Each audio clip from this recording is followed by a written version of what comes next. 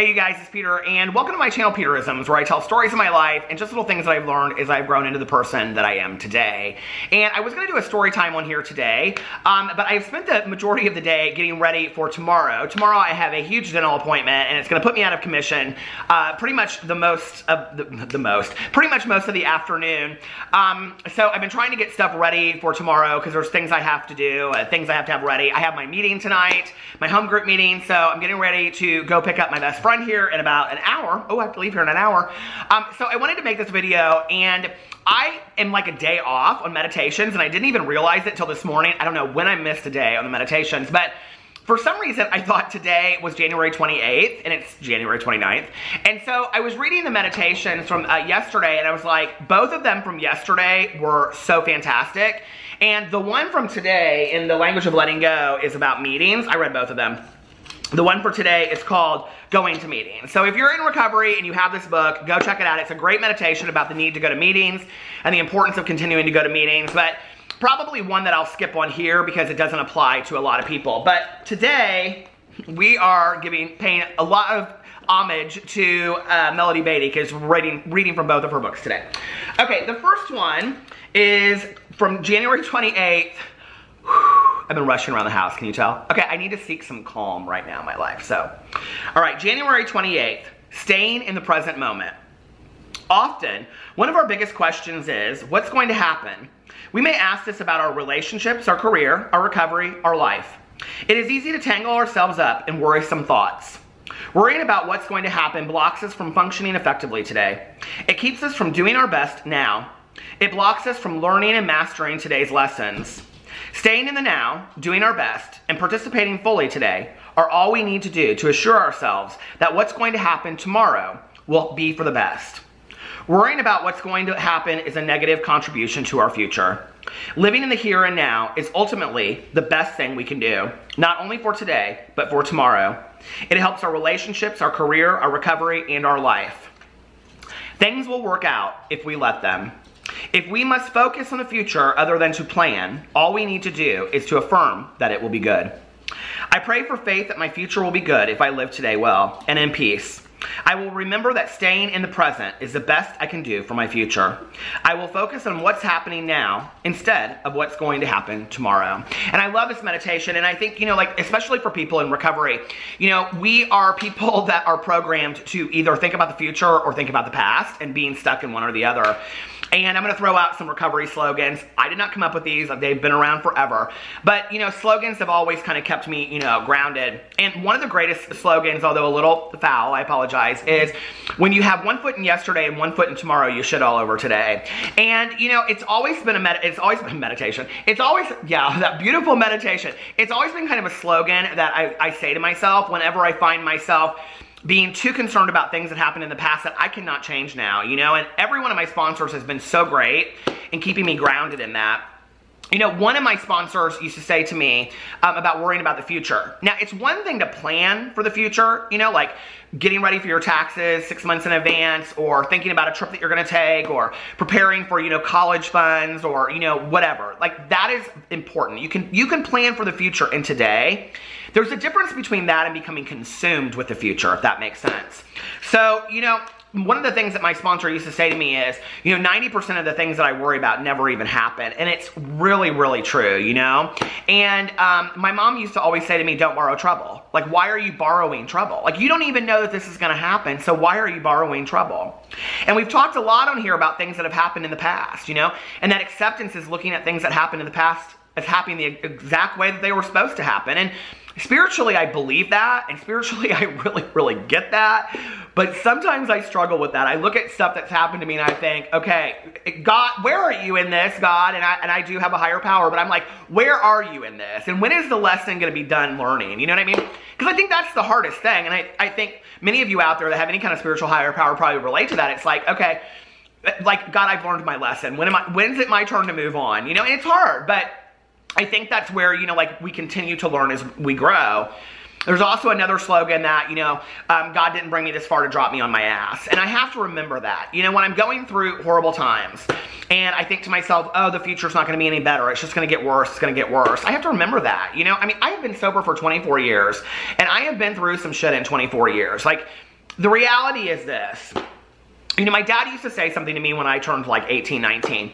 He would say, you know, all of you kids think that you turn 18 and that you just like win the lottery and go live in houses in Malibu. Like real life happens when you become an adult. Like that's what really happens, you know? And I think he was right. And I think to some degree, in recovery, we have this idea, you know, or when we get married, or, you know, when we move into a new house, or when we get the job of our dreams, or whatever, that like, all the woes and trouble of the world are gone. And that just really isn't the case, you know? There's gonna be continued trouble. And like with recovery, the thing that's interesting is, it doesn't take away the stuff from happening. It teaches us skills and tools to deal with the stuff that's gonna happen. I've had a lot of tragedy in my 24 years. I've also had my fair share of blessings, and I have to remember that. I've had moments that I would never trade in, that are a direct result of the tragedies that have occurred in my life. You know what I mean? I miss my mother horribly, right? But if she were still here, half the people that I've met in my life, I wouldn't have met as a result of her, you know? So, you know, I think it's saying to myself, well, it's not wishing that didn't happen, because I wish she was still here, you know? It's saying, okay, that did happen. I accept that. Let's go on and let's grow from it, you know? And I think that's what life is about. You know, I always say that. I think to myself, Charlie Brown in my head. That's what life's all about. That's what Christmas is all about, Charlie Brown. But you know, no, I think that is it. It's about staying in the present, you know, and really enjoying life to the fullest, you know?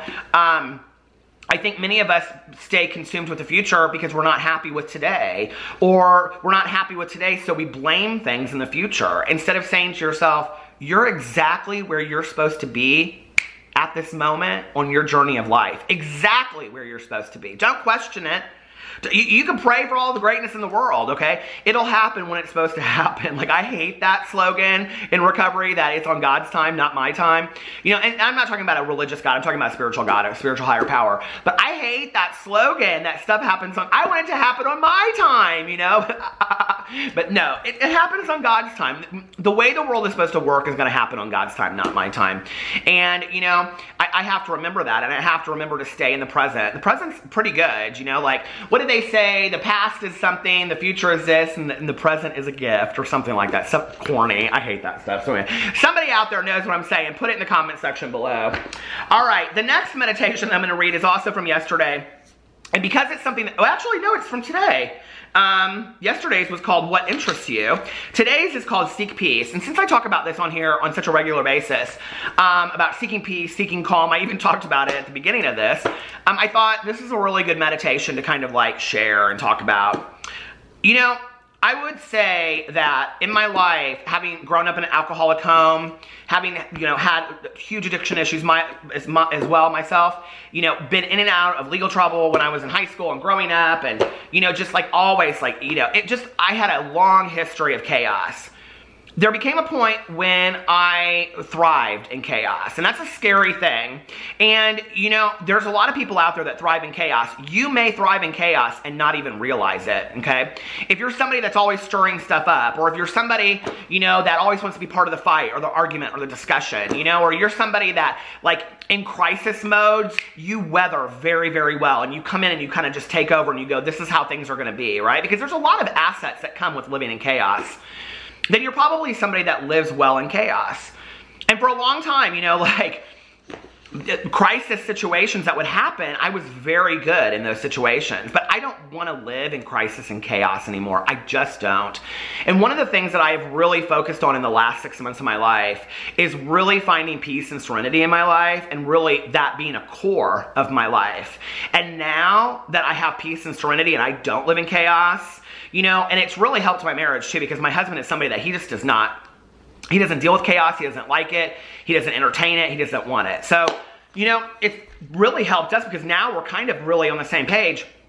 But I'm somebody that really, really looks at peace and serenity in my life today as the focal point of where I want my life to be. So I think it's important, you know, but I will tell you that coming from a point of chaos to a point of peace is hard. And this is, I mean, I have fought this for 30, 40 years of my life, you know, and it's still peace has come out, you know, today. But the thing is that, you know, when you're making that transition over from living a life of, like, chaos to a life of peace, which chaos sounds so negative, so we don't want to really, I think most of us don't want to, like, entertain that we might live better in chaos, but it just means, you know, that We engage in the argument, we engage in the debate, we engage in this. I mean, we just kind of thrive on that a lot, you know? It's really hard at times, Boo Radley is down here begging for my attention. It's really hard at times, hold on just a second. Boo Radley, do you like peace and serenity or do you like chaos? He said, oh no, Dad, I like peace and serenity. Okay, well you sit right down there. I know he's gonna dig behind me. But, okay, Boo came up here, Tucker jumped down, he knocked the camera, so I had to stop it. Okay, so anyway, I think the thing I wanted to say was this, was that, you know, when you are transitioning over from living in chaos to living in peace and serenity, it's hard because we're not used to it, you know? And any major change in our life is gonna take 21 to 30 days to get used to it, okay? That was the period where I was, you know, like every day, it was like this ritual, which I still do, of getting up in the morning, you know, and, you know, doing my meditations and praying and, you know, just taking some time to myself. And at first when I did it, you know, I was doing I haven't done a face mask, like, it's been a while, but I was doing a face mask every day. And, you know, it was really this moment. And I have to say that my days go much better when I take that time to myself and I do those things. So I need to get back to that. This is a reminder to myself of, you know, taking an hour in the morning and doing the face mask and just sitting down and I mean, I still do my prayers and my meditations and my affirmations and my gratitude list. But it's hard when you transition over to that because the chaos pulls you. You still want to be part of that chaos because that's where we're comfortable. But when we start getting over into the peace and the serenity and we realize how nice it is to not be in that anymore, you're like, when you start being able to breathe and enjoy silence, look at Boo Radley. When you start being able to breathe and enjoy silence and not being part of the chaos anymore, I mean, what do you choose? Do you choose chaos or do you choose peace? I choose peace today, you know? So today, the meditation, or yesterday, yeah, today from Journey to the Heart is called Seek Peace. I drove down the winding road into Kings Canyon, California, not knowing what to expect.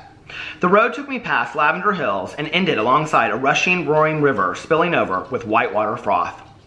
Beware of turbulent waters, the sign warned. I parked the car and stepped outside, taking in the scenery. Soon I felt where this road had led. It led to peace. Cultivate peace. Commit to peace. Insist on it. Don't settle for peace based on outward circumstances or particular arrangement in your life. Drive down the winding road and find the peace that prevails amidst the mountains, now purple in the setting sun. Find the peace that prevails even when the turbulent waters of the river roar through your life. This is the peace the universe offers. Settle for nothing less. And I love that so much, you know, and even as I was reading the meditation, I just kind of felt this calm come over me. There is such a power in being calm. You know, have you ever met somebody that just naturally is so calm? Because I naturally, obviously you know this by now, I naturally run with high energy. So calm and peace is something that I kind of have to work towards, you know, and it's been interesting. The last couple days, I have fallen asleep very early, and then I wake up between like 5:30 and 7, and I haven't finished my vlog yet, so I have to go finish my vlog, you know, and then I've been driving through Starbucks because I want to listen to my audiobook a little bit, and both like days I ordered tea. The first day they gave me coffee, but that was okay because it kind of went with the book that I was reading. But, you know, today I got a cup of tea, and it was like some herbal tea, and I got honey in it, and I think this was at the end of my vlog, actually. And, you know, like, after the vlog was done and I was sitting there listening to my audiobook, it was, like, snowing outside and it was, like, windy everywhere. It just was, there was something about it that was just so peaceful, you know? And you know, it was making me think about, like, all of the times in my life that, like, simple times, simple things that really bring me peace and serenity. And one of the things that's interesting that I remember about my mom is, you know, the entire time that I was alive, we always had a dishwasher. But when my mom was growing up, she didn't have a dishwasher. And so she and my aunt would, like, one of them would wash and the other one would dry, right? So when I was growing up, sometimes my mom would, like, I mean, she typically used a dishwasher, but like after big like dinners and things like that, she would wash a lot of, like, you know, the fancy dishes and things like that by hand. And she would say, you know, I would stand there and she'd say, why don't you dry while I wash? And, you know, sometimes we would just have music on in the background and she would just sing, and other times we would talk and whatever. And I remember she said to me one time, she said, I just, you know, find it so peaceful to wash dishes. Like, I love my hands in the warm, you know, sudsy water, and I just really enjoy it. And You know, I think it's moments like that that we can find such, peace and serenity in days of chaos and calamity. And I think it really is a choice, Do you choose to live today in chaos and calamity, or do you choose to live in peace and serenity? And I think that, chaos is very enticing at times. It's exciting, it's fun, But at the same time, it just really takes a wear on us. It really does. And we become consumed with things that really just aren't that important. It's like I say this a lot, but it's the truth. It just isn't that deep, And today I would rather be peaceful and laughing and happy than be consumed with chaos and, calamity and negativity. It's not worth it to me today. So anyway, I hope you guys enjoy those meditations. I love you, and I will see you tomorrow if I pre-film a video because I'm having all the dental work done. If not, I will see you back on Thursday.